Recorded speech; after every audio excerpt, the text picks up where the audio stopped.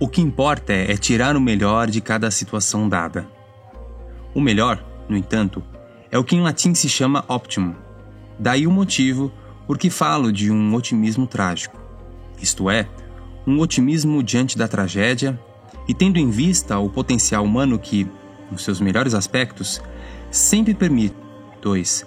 Retirar da culpa a oportunidade de mudar a si mesmo para realizar ações responsáveis. Viktor Frankl. Eis os 3 aspectos inerentes à vida humana: o sofrimento, a culpa e a morte. Pode ser em qualquer lugar ou época do mundo, essa tríade sempre. A vida humana é marcada muitas vezes por tragédias ou aspectos trágicos. A grande questão que se levanta é se somos fadados a sofrer eles simplesmente, ou se é possível tirarmos dessas situações negativas algo de positivo. Olá, eu sou o Paulo Rafael e você está no Superleituras.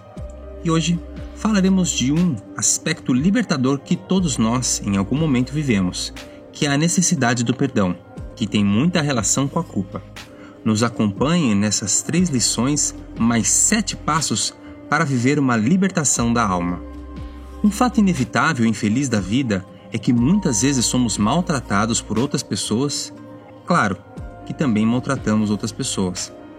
Essas agressões podem ser por gestos, falas, indiferenças e injustiças. O perdão tem relação a um tipo de resposta àqueles que nos feriram e nos injustiçaram. Dos gregos antigos até os tempos atuais, o perdão sempre foi considerado uma resposta positiva para um mal que é considerado negativo. Porém, muitas questões se levantam em torno do perdão. A primeira seria: perdoado? Claro que, primeiramente, é preciso entender que perdoar é diferente de desculpar, que é desconsiderar a culpa do outro. Como também é diferente de tolerar, que não é censurar apesar de não concordar. A palavra perdão vem do latim perdonare, sendo per, total, completo, mas donare, doar, ou seja, doação completa. Faz muito sentido, porque você dá gratuitamente àquele que te ofendeu um presente não merecido. Para dar o perdão, é preciso ter primeiramente a consciência de punição. Desse modo, se entende o perdão como um direito da vítima de poder conceder ou não essa oferta.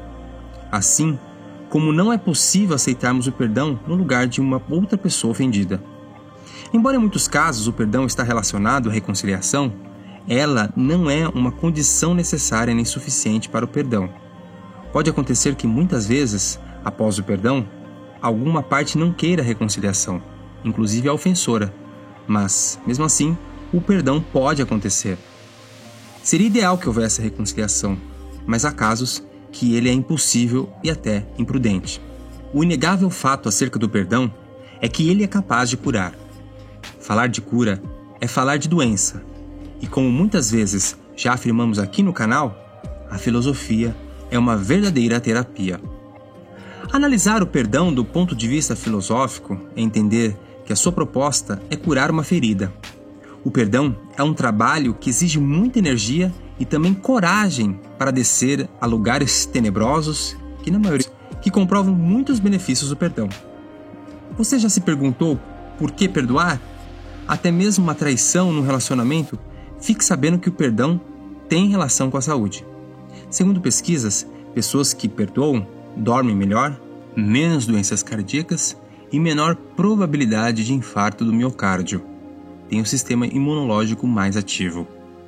Já as pessoas que não perdoam têm, pelo aumento do estresse, maior quantidade de cortisol no organismo, o que gera aumento do peso, perda de massa muscular, lapsos de memória. O ressentimento aumenta a irritabilidade e a ansiedade por ficar querendo apontar o culpado. Isso piora a qualidade do sono, que acarreta dezenas de outros problemas de saúde. Sendo assim, quer ter saúde? A melhor opção é perdoar. Apesar de não ser tão simples assim. Vamos lá. Lição 1. O perdão é a cura para uma doença da memória.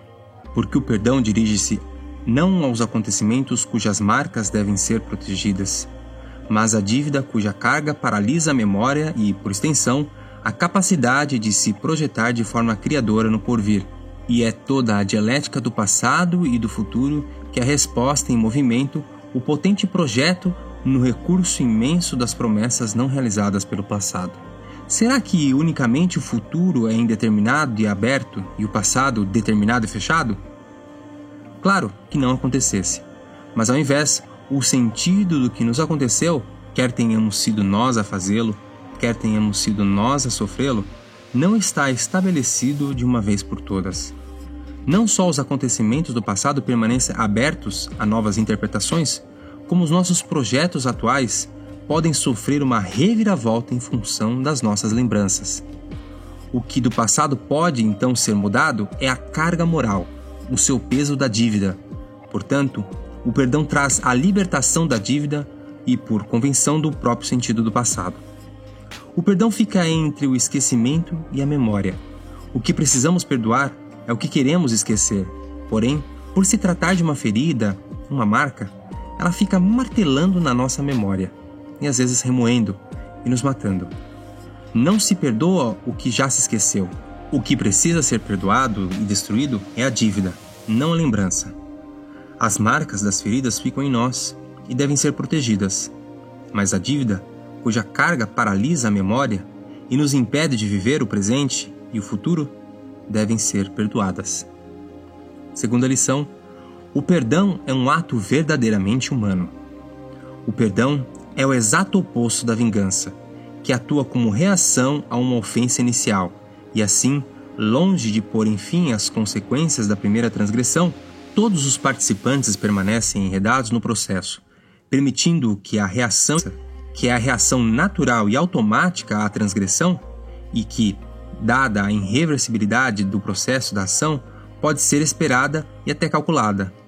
Para Hannah Arendt, a ação contém certos elementos que são a irreversibilidade e a imprevisibilidade. Ou seja, quando agimos, não é possível mais desagir. Portanto, uma ação que é negativa não pode ser desfeita e também não temos previstas, antes de agir, quais são as consequências das nossas ações. O perdão é a única ação que nos possibilita de nos eximirmos das consequências daquilo que fizemos, portanto, que não está prevista como a vingança é prevista. Agir querendo se vingar é, de certo modo, seguir a programação reativa e até instintiva. Quando perdoamos, mostramos a nossa verdadeira capacidade como seres humanos, capazes de agir racionalmente, não levados pela raiva, ou seja, não determinados pelas más ações dos outros. Por isso, o perdão é libertador, porque ele mostra uma grandeza de alma, como disse Gandhi: o fraco pode nunca perdoar. O perdão é o atributo do forte. Mahatma Gandhi. Terceira lição: o perdão é uma luz que se acende. Perdoar assim como nós perdoamos. O grande descobridor do perdão nas relações humanas foi Jesus de Nazaré. O fato de ele ter feito essa descoberta no ambiente religioso e tenha feito isso em linguagem religiosa não é motivo para não levá-lo menos a sério. Infelizmente, hoje há um preconceito com o conteúdo religioso como se ele fosse menos importante. A mensagem cristã: Pedro havia perguntado para Jesus quantas vezes perdoar. Se 7 vezes estava bom, mas a resposta foi 70 vezes 7, o que significa sempre. Mais exigente que isso é entender que a relação com Deus está marcada pela comunhão entre as pessoas. Que Deus me perdoa na medida em que perdoa o próximo.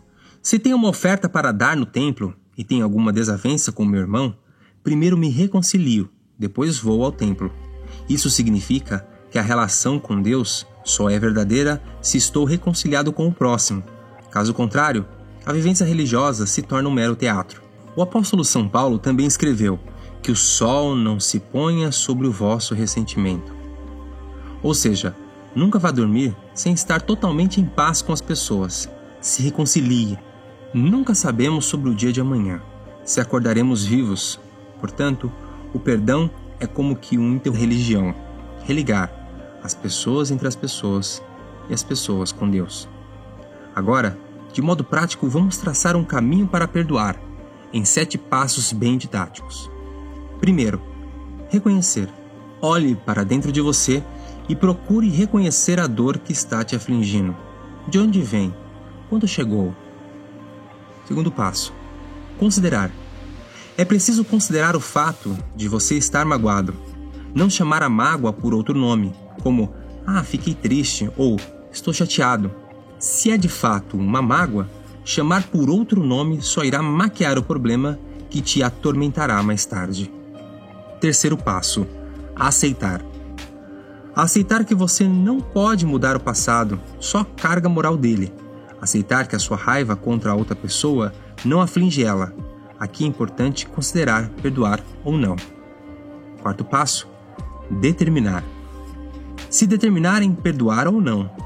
Aqui pode ser o início do processo ou até o fim dele. Lembre-se, o perdão não é um sentimento, é uma decisão. Quinto passo: reparar. Procure reparar, se possível, o relacionamento com a pessoa. Às vezes, isso leva um tempo. Importante lembrar que relacionamentos marcados por violência física são mais delicados nesse quinto passo. Há amizades que podem ser reparadas e inclusive tornar-se mais profundas do que antes. Nesse passo é importante refletir que ninguém é totalmente mau. Existem pessoas feridas e traumatizadas que ferem e traumatizam. Nós também já erramos e precisamos de outra chance. Talvez hoje, talvez amanhã. Claro, quando há uma demonstração de arrependimento. Sexto passo: aprenda. Todas as situações podem servir de grande ensinamento. Encontre um sentido para o seu sofrimento. Lembre-se que não somos determinados pelo passado. O modo como vivemos o presente que nos ajuda a olhar o futuro com esperança. Sétimo passo: perdoar. O perdoar vai trazer uma liberdade interior. Antes do perdão, achamos que a pessoa não merece o nosso ato de bondade, mas a resposta mais humana é perdoar e desejar o bem, apesar de tudo. O amor é o único que pode vencer o ódio. Por isso, se você tem algo a perdoar, repita muitas vezes ao longo do dia essas palavras, num exercício enérgico: eu te perdoo. Se você assistiu até aqui, já pode ser considerado um vencedor. Parabéns! Antes da última frase, te convido a ir no primeiro link da descrição ou no primeiro comentário. Lá eu vou terapêutico, dando o primeiro passo do caos ao cosmos.